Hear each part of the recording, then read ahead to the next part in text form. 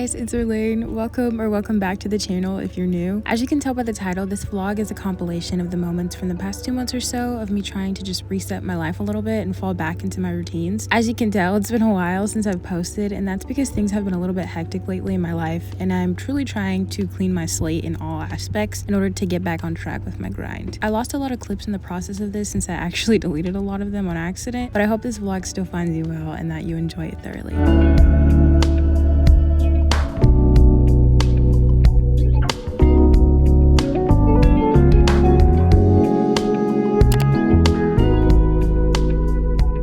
Breakfast, I'm actually gonna go ahead and make a bowl. I'm gonna use some of this tuna and put some egg in there with obviously green leaf lettuce and have a little like light salad bowl. Because my stomach hurts a little bit, this is gonna be both filling, have the flavors that I want. It'll be nice and citrusy. To make this is super simple. It takes less than like 10 minutes. All you need to do is crack an egg over the pan and prepare your egg over hard, an omelet to make an egg pillow. Just something that thoroughly cooks the egg through because we're going to cut it into pieces to put it into the salad. Like I said, I'm using the packed tuna. I'm just seasoning it with some lemon pepper. You can also use lemon juice. Put it in the microwave for about a minute and grab any greens of your choice, lettuce, spinach, and assemble it all in a bowl. And if you want a sauce or anything, I recommend soy sauce, gochujang, or mixing it together like I did. It's really good. You can even add some kimchi to this, some seaweed if you want to make it more East Asian inspired. It's really good. Even though it's extremely lazy and like low effort of a recipe, it comes in at about 22 grams of protein. It's very low carb and it has about less than 150 calories in it, give or take how much of your sauces that you use. So it's a really good breakfast idea if you want something light, refreshing, filling, and flavorful while also meeting your dietary and nutritional needs.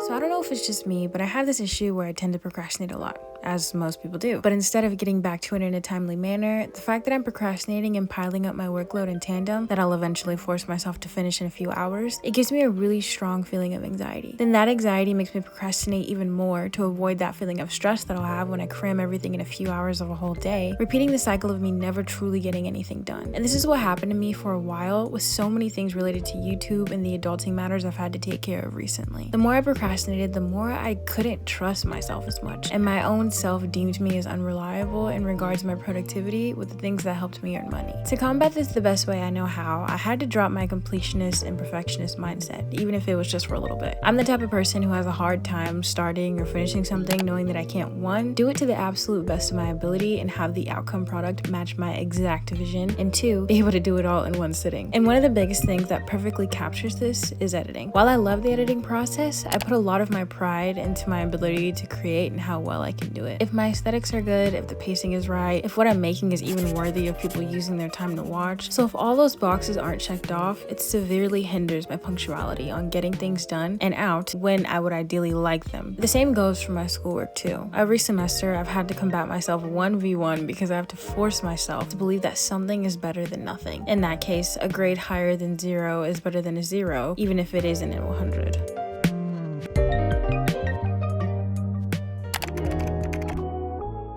Before we continue with the video, I'd like to say thank you so much to our sponsor for today, Rose Forever New York. You guys, at this point, I'm literally never gonna stop talking about them because they have yet to fail me. Rose Forever New York is a New York-based luxury rose company that specializes in curating artisan picked bouquets that are preserved with the best natural, allergen-free, and vegan ingredients and oils. Even the materials they use for the bouquets themselves are vegan. So everything you're getting is sure to be high quality and with an endless array of selections to choose from, ranging from box shape, size, material, and rose colors, you're bound to find something for somebody no matter who you're shopping for. I got my first bouquet from them when I first started working with them in 2020 or 2021, and I kid you not, every single rose, including that one that I've gotten sent, is perfectly intact, still looking fresh as ever because they're guaranteed to last up to a year. But as I've said time and time again in these videos, they prove themselves to last even longer and still look amazing as when you first got them. So if you're interested, they're actually running a huge summer sale right now, and as always, they hook us up with a code. So use code irlane25 for $25 off of any order, and use that first link at the top of the description to visit the Rose Forever site so you can get started on finding your ideal bouquet. Yeah.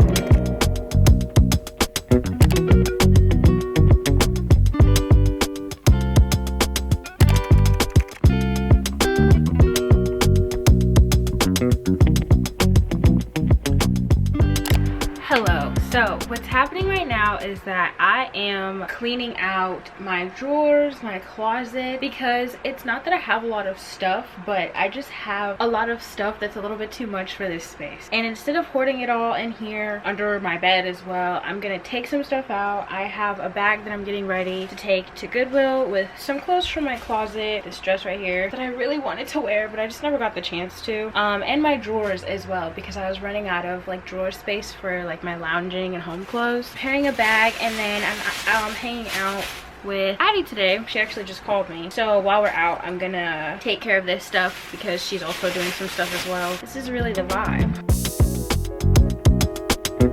This was literally such a dumb purchase. It's cute, it just didn't fit the way that I wanted it to. So honestly, this time I don't have a lot of clothes that I've been getting rid of. Usually when I do Goodwill clean, I basically make dents, but this was just like a functional clean so I can have some more space in my closet and drawers. Not to buy more clothes, but just literally to have more space.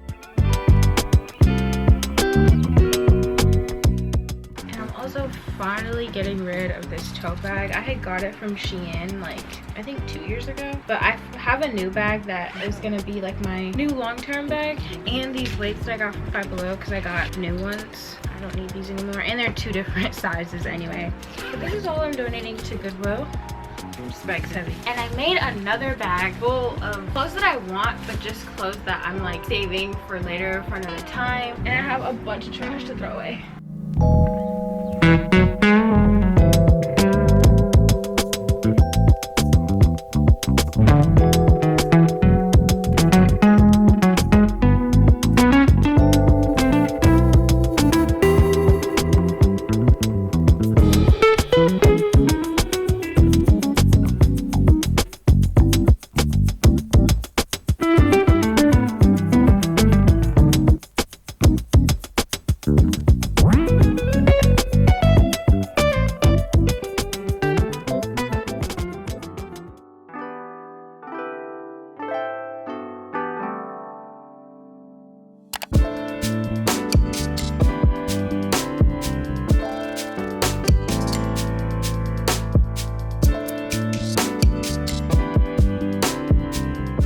Guys, I got my ears pierced. Doesn't she look so slay? I'm a bad bitch now. Like lollipop. I have the classic grape flavor. And I've got lemon lime. Cheers. I like mine.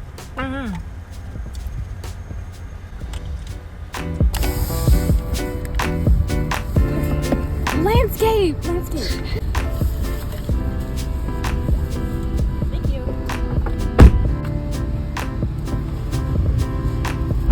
Let's go. The next and biggest part of this reset was re-upping on my beauty maintenance routine. The first step of that was to get my nails done after forever, so I'm using a bunch of supplies that I got from Amazon that'll all be linked down below if you're interested. So these nails that I'm doing are only going to be gel with no acrylic powder. As you can see, I'm only using just the tips. The key to doing this is to file the tip down as much as possible so that it matches the flatness of your natural nail. I already prepped my natural nails by buffing them and using dehydrator on them, as well as using more dehydrator around the tip after I glue it on. And instead of clear nail glue, I used pink to have a more natural look. This also helps in case my gel peels off. It still looks like my nail and I can just pop on a clear top coat. The more layers of gel you apply, the more secure that tip will be. I actually prefer these without colored gel because of how they actually look like my real nails. After applying cuticle oil, the manicure is done.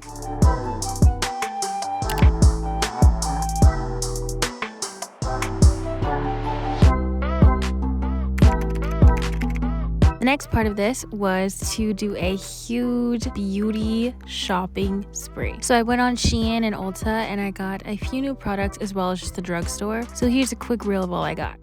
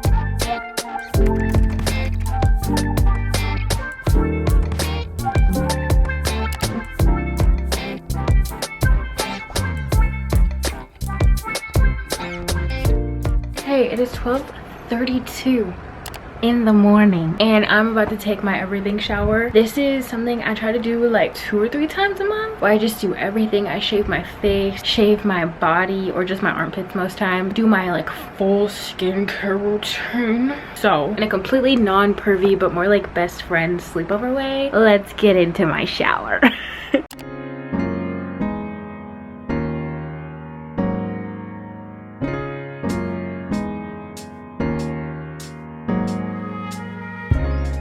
The everything shower routine is not for the faint of heart. It's a long, tedious process of taking care of every crevice and ridge of your body from your hairline to the tip of your toes. But that's what makes it so fun for me. I take a lot of pride in my self-care, and I fallen in love with the process of buying and trying new products and putting them into action since I was first allowed to by my parents. It gives me a sense of control in an otherwise turbulent environment, especially during times like these where I have to accept that I can't have my hands on everything. This may be dramatic, but more than a routine, it's almost like a ritual for me. I put the utmost love and effort into myself, and it translates into my overall self-perception and confidence knowing that I did so. That's where the care part comes in for me, which is what I think most people mean when they mention self-care. Not the face mask itself, but the ritual of taking care of your body ultimately affects your mind too. Even if it's just for a moment, it's an opportunity to be there for you and allow yourself that ease of mind.